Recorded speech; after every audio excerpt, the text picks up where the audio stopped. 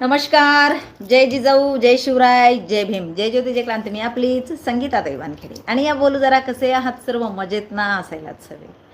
खूप खूप खूप दिवसानंतर मी लाईव्ह आलेली आहे. खरं तर कामं इतकी वाढलीत ना की सर्वसामान्य लोकांच्या अडचणी आणि खरंच मदत करायला ग्राउंड लेवलला कुणीही तयार नाही आहे. सगळ्यांना रील्ससाठी काम करायचं आहे, सगळ्यांना भपकेगिरी करण्यासाठी काम करायचं आहे, सगळ्यांना दिखावेगिरी करण्यासाठी काम करायचं आहे. परंतु खरंच एखादा पीडित आहे आणि त्या पीडित व्यक्तीला मनापासून त्याला मदत व्हावी म्हणून कुणाला तरी काम करायचं आहे, अशी व्यक्ती फार समाजामध्ये कमी आहेत आणि त्यामुळं खरंच फार खंत वाटते. परंतु हरकत नाही आहे. कदाचित माझ्यासारखे समाजसेवक अनेक असतील समाजामध्ये आणि माझ्यासारख्या समाजसेवकांना माझी विनंती आहे की खरंच पीडित लोकांना आपल्या मदतीची गरज आहे. ज्या ज्या वेळेला जिथे जिथे तुम्हाला कुणी मदतीसाठी हाक मारत असेल तर तुम्ही नक्कीच त्याला मदत करा. कारण कदाचित तुमच्या मदतीमुळे एखाद्याचा जीव वाचू शकतो. कदाचित तुमच्या छोट्याशा मदतीमुळे कुणाचं तरी आयुष्य सावरू शकतो. आणि हे मी काम करत असताना खरंच अनुभवलं आहे आणि मी गेल्या कित्येक दिवसापासून हे अनुभवते. परंतु आत्ता आणखी जास्त जोमाने काम चालू आहे आणि खरंच कळतंय की किती पीडित लोक आहेत समाजामध्ये. मग ते बऱ्याच आजी असू शकतील, म्हणजे वयाचं त्याला लिमिट नाही आहे. कुणी दादा असू शकेल तरुण वर्गातला, कुणी ताई असेल, कुणी मुलगी असेल, कुणाची तरी बायको असेल, कुणीतरी बायकोचा नवरा असेल की ज्याला खरंच कुणाचा तरी मुलगा असेल की ज्याला खरंच तुमच्या सहकार्याची गरज आहे आणि तुमच्या एका छोट्याशा मदतीने त्याचं आयुष्य सावरू शकतं, तिचं आयुष्य सावरू शकतं. तर तुम्ही नक्कीच मदत करा. जे माझ्यासारखे समाजसेवक आहेत मी त्यांना सांगते. बाकी समाजामध्ये दिखावेगिरी, भपकेगिरी आणि चुकीच्या कामं करणाऱ्या लोकांची संख्या भयंकर खूप जास्त आहे. मी स्वतः अनुभवलं आहे. काही लोकांच्यासोबत मी कामही केलं आणि त्यावेळेलाही मी बघितलं की कसे लोक असतात. फक्त एखाद्याच्या मजबुरीचा कसा गैरफायदा घ्यायचा, एखाद्याला कसं ब्लॅकमेल करायचं, यांच्या फायद्यासाठी कसं एखाद्यांचा वापर करायचा आणि ज्या वेळेला त्या व्यक्तीपासून यांना फायदा होत नाही किंवा ती व्यक्ती यांचं ऐकत नाही त्यावेळेला त्या व्यक्तीला कसं बदनाम करायचं, कसं समाजामध्ये तिला त्रास द्यायचा, कसं तिचे विरोधक शोधायचे, त्यांच्याजवळ जाऊन भेटायचं आणि कसं त्या विरोधकांना तिच्या विरोधातमध्ये काय काय सांगायचं, ह्या सगळ्या गोष्टी मी खूप खूप जवळून अनुभवल्या आणि त्या मी पाहिल्यासुद्धा, भोगल्यासुद्धा. मी सुद्धा खूप खूप त्रास सहन केला आहे आणि पण आत्ता मात्र मी अशी झालेली आहे ना, खरं सांगते की एखादं असतं ना बघा कुठल्याही गोष्टीचं की आपण सतत त्या ठिकाणी मारत असतो, सतत मारत असतो आणि ती जागा आहे ना मग बधीर होऊन जाते मारून मारून. तसं मला जे ट्रोल करण्याची पद्धत होती ना लोकांची, की ते ट्रोल करून करून करून त्यांनी मला इतकी कणखर बनवली की मला ह्यांच्या कुठल्याच ट्रोलिंगचा काहीच माझ्यावर असर होत नाही. मला फरकच पडत नाही आहे त्या गोष्टीचा. आता फक्त मला काम करायचं आहे. समाजातमध्ये पीडित लोकांना मला न्याय द्यायचा आहे. ज्याला जिथे जिथे माझी गरज असेल तिथे तिथे जाऊन मला त्या व्यक्तीची मदत करायची आहे. बस एवढाच हा वसा मी घेतलेला आहे तो मला माझ्या शेवटच्या श्वासापर्यंत सोडायचा नाही.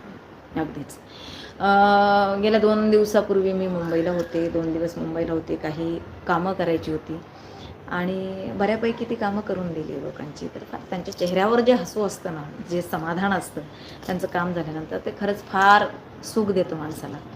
की ह्याच्यापेक्षा दुसरं समाधानच नाही आहे जगामध्ये, ह्याच्यापेक्षा दुसरा आनंदच नाही आहे जगामध्ये. खरं सांगते की एखाद्या पीडित व्यक्तीला आपण मदत करतो आणि त्यावेळेला त्याला जो आनंद झालेला असतो ना तो खरंच शब्दात मांडता येत नाही.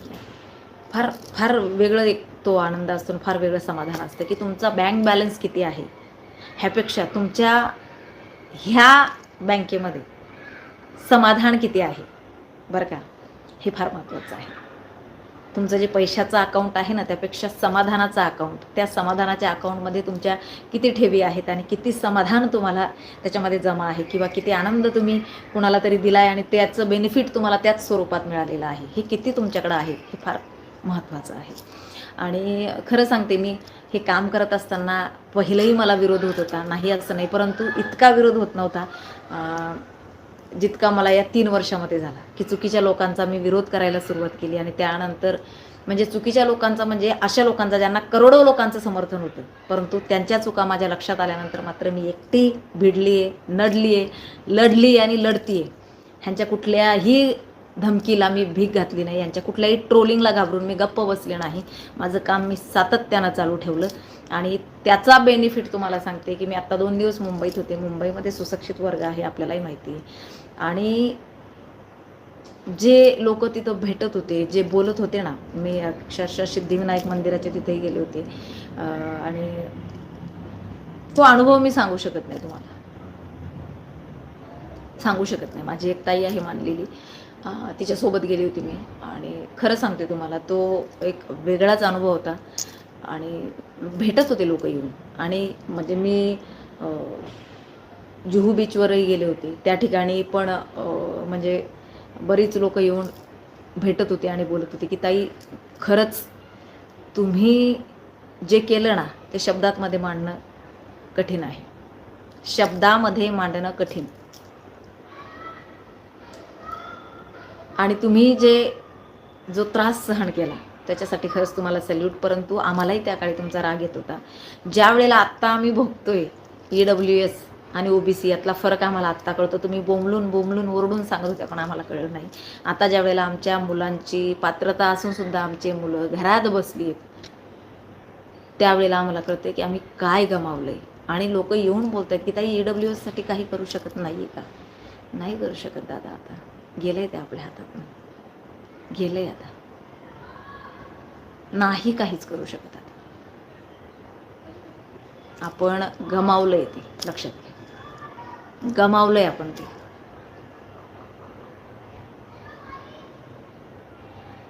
फार मराठ्यांच्या वाट्याला काय आलं जर म्हणाल तर निराशा, निराशा आणि फक्त निराशा, ह्याच्या पलीकडे काहीच नाही, लक्षात घ्या. आता तुम्ही OBC मध्ये गेलात त्यामुळे तुम्हाला अण्णासाहेब महामंडळ आर्थिक जे महामंडळ होतं त्याच्यातून आर्थिक लाभही तुम्हाला मिळणार नाही.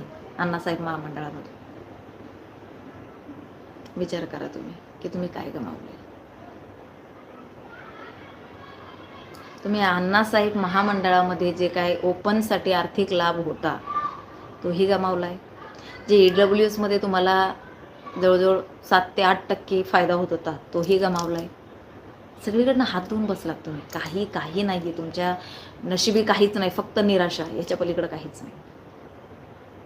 हां, हे काम करत असताना जो त्रास मला झाला किंवा जी माणसं माझ्यासोबत जोडल्या गेलीत त्या माणसांनी मला माझ्या मजबुरीचा गैरफायदा कसा घेतला किंवा मला कसा त्रास देण्याचा प्रयत्न केला की अरे हिचे तर विरोधक भरपूर आहेत, मग हिचा आपण वापर करून घ्यायचा. मग नाही वापर झाला का मग मला काहीतरी ट्रोल करायचं, माझे भयंकर म्हणजे माझे कार्टून बनवायचे, त्याच्याखाली त्यांच्या फेक, मी त्यांच्यासोबत काम केलेलं होतं त्यामुळे मला माहिती होतं की त्यांचेच लोक असायचे कमेंट करणारे फेक अकाउंट काढून, किंवा त्यांच्या काही 1-2 महिला की हिला भेटूच दे, हिला मिरचीच भरतोय. फार फार फार मला त्रास दिला या लोकांनी. पण मी मात्र डगमगले नाही बरं का. माझ्या डॉक्टर बाबासाहेब आंबेडकर यांच्या संविधानावर फार विश्वास आहे. म्हणून मी नेहमी सांगते की काम करत असताना संविधानिकरित्या काम करा, तुम्ही कधीच अडकणार नाहीत. बेकायदेशीर काम कराल, असंविधानिकरित्या काम कराल, तुम्ही कितीही निळं मफरल अडकवलं ना तरी तुम्हाला संविधान मग सोडणार नाही, कारण संविधान हे कुणालाच माफ करत नाही. हां, डॉक्टर बाबासाहेब आंबेडकरांनी ज्या वेळेला ते या देशाला बहाल केलं ना त्यावेळेला त्याच्यात कायदेच असे बनवले की तुम्ही जर एखादा भगवा रुमाल अडकवला किंवा तुम्ही जर एखादा निळा रुमाल अडकवला आणि तुम्ही जर काही चुकीचं काम कराल तर तुम्हाला माफी मिळेल, अजिबात नाही. संविधानामध्ये जे नमूद आहे त्यानुसारच हा देश चालणार आहे, तुमच्या दादागिरीवर चालणार नाही, लक्षात ठेवा. खूप खूप खूप प्रयत्न केले मला त्रास देण्याचा, खूप. परंतु मी बराच वेळा सांगते ना की हो, माझ्या देवावर विश्वास आहे, माझ्या कर्मावर विश्वास आहे. सगळ्यात महत्त्वाचं कर्म. तुम्ही कर्म असं करा ना की ज्या वेळेला तुम्हाला ते मिळेल ना, या कलियुगामध्ये कर्म फार बाबा मॅटर करते, खरं सांगते तुम्हाला. आणि त्या कर्मावर तुम्ही असा विश्वास ठेवा की ज्या वेळेला तुम्हाला ते मिळेल ना त्यावेळेला त्याचं बेनिफिट हे तुम्हाला चांगलंच मिळालं पाहिजे, लक्षात ठेवा. हां, कारण कर्म जे तुम्ही द्याल तेच तुम्हाला मिळणार आहे. मग तुम्ही काय देता?